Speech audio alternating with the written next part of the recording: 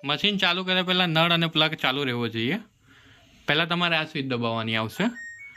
9 કિલોનું machine છે. 9 કિલોના હિસાબથી આપણે છે ને 16 થી 17 કપડાં નાખવાના. એમાં નાના મોટા મિક્સ કહેવાય. જેમ કે સાડી હોય તો લાંબી હોય, જીન્સ હોય તો ડબલ વેટ હોય, બરાબર. ટાવલનો પણ વજન આવે. હવે મારા જેવો હેલ્ધી ડબલવાળો માણસ હોય તેને કપડાને 2 ગણવાનું, કેમ તેમાં કપડું વધારે વપરાય. ઓકે, એને કપડાને 2 કરીને નાખી શકો છો. અગર તમે જીન્સ ખાલી ધોતા હોય તો ખાલી જીન્સને અલગ ધોઈ દેવાના, એ સારું પડે. પાવડર લિક્વિડ આમાં પાવડર નાખો તો પાવડર, લિક્વિડ નાખો તો લિક્વિડ. સુગંધ માટે કમ્ફર્ટ આવે તે તમે આમાં યુઝ કરી શકો છો. ઓકે, આ પેક કર્યું. કપડાં દરવાજો ખોલી લો.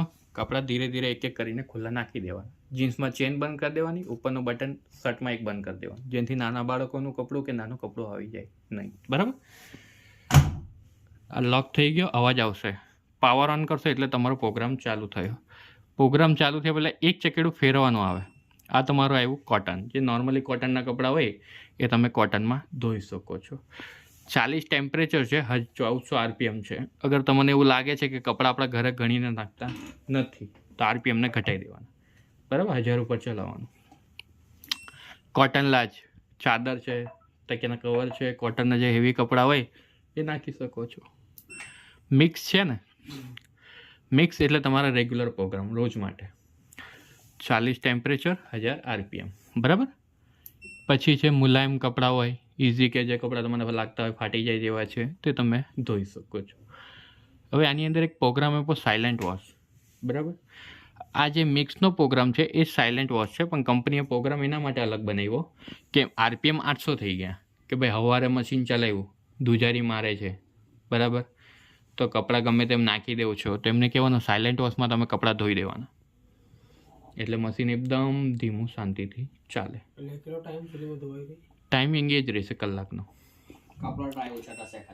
એલર્જી કેર ને બેબી કેર, નાના બાળકોના જે દવાખાનાવાળા કપડાં હોય ને તે તમે આમાં ધોઈ શકો છો. હવે આ કોટનથી લગાવીને બેબી કેર સુધીનો જે ટાઈમિંગ છે ને એ મશીન ડિસાઈડ કરે. બરાબર. એમાં આપણે ટાઈમિંગ ડિસાઈડ કરી શકશે નહીં. ને આ બાજુ જે પ્રોગ્રામ છે એમાં ટાઈમિંગ ઓટોમેટિક કંપની આપેલો જ છે. જેમ કે ડાઉનલોડ સાયકલ, તો બાર અમુકને બ્રશ મારીને ધોવાની આદત હોય. આમાં ખાલી એકવાર પાણી કાઢીને નીચોવી નાખવાના છે અને ખાલી કોરા કરવા હોય તો. બરાબર. એટલે ટપ ક્લીન આ જે છે એ તમારું કંપનીને મશીનને સાફ કરવા માટે આવે.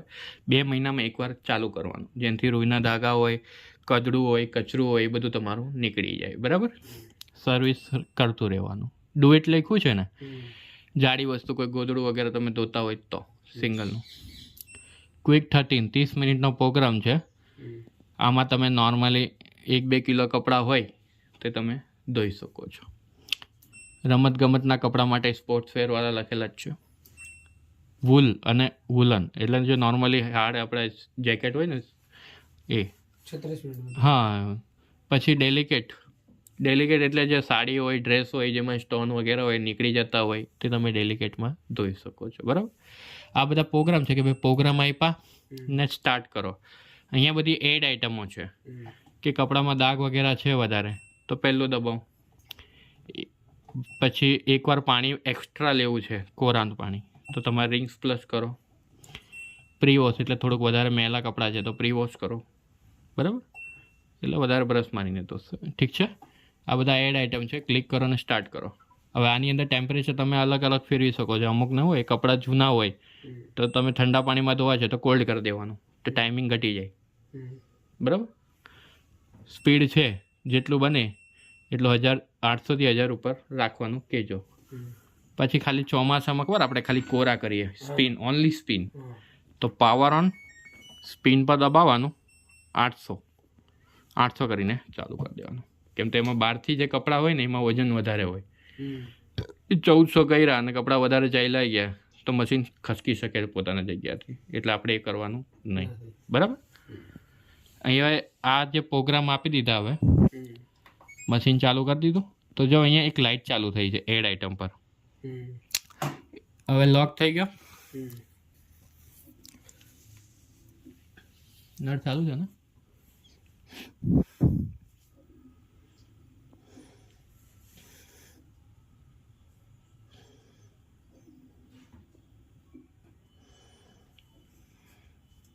કપડાં નાખી દો આમાં. બરાબર, એ પણ છેલ્લે નાખીને જવા.